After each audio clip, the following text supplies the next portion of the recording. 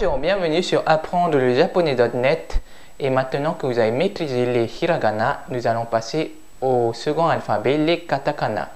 Alors, c'est quoi les katakana? C'est tout simplement le deuxième alphabet qu'on utilise en japonais. Si vous avez regardé sur mon site, j'ai écrit une petite description sur le pourquoi on a inventé les katakana. Il faut savoir que les katakana ont été inventés par des moines.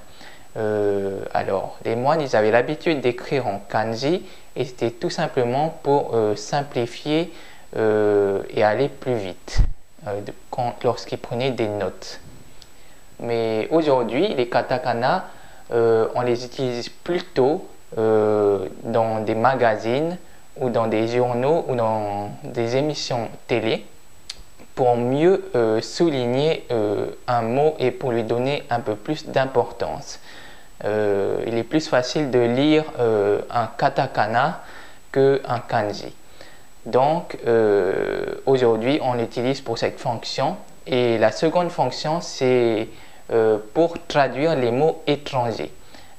Alors par exemple les mots anglais mais également les noms de famille de personnes étrangères ou des prénoms.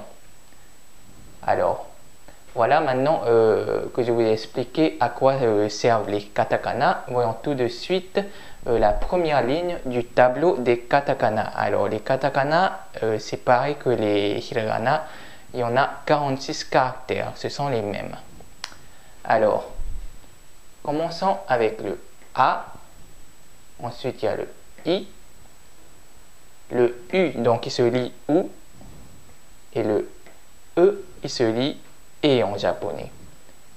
Et pour finir, nous avons le O.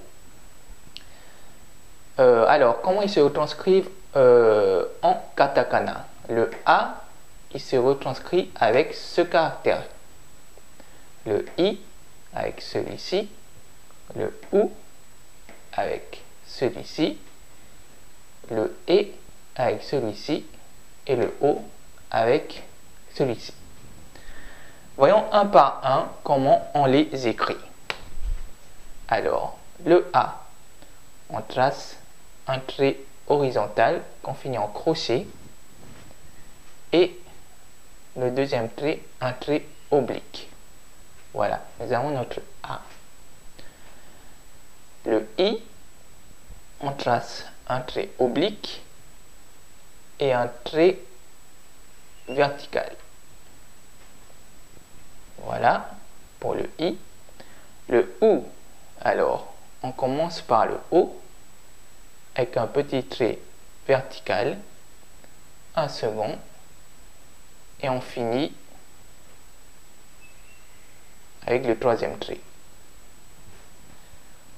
Le E, alors on commence toujours à partir du O, un trait horizontal, un trait vertical et un autre trait horizontal. Voilà, nous avons notre I, le E. Et enfin, le O, traçons un trait horizontal, vertical qu'on finit en crochet et le troisième trait. Voilà, alors c'est tout pour les 5 premiers caractères.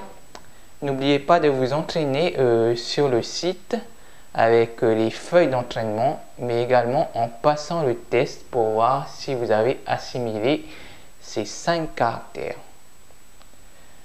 Retrouvons-nous dans une prochaine vidéo.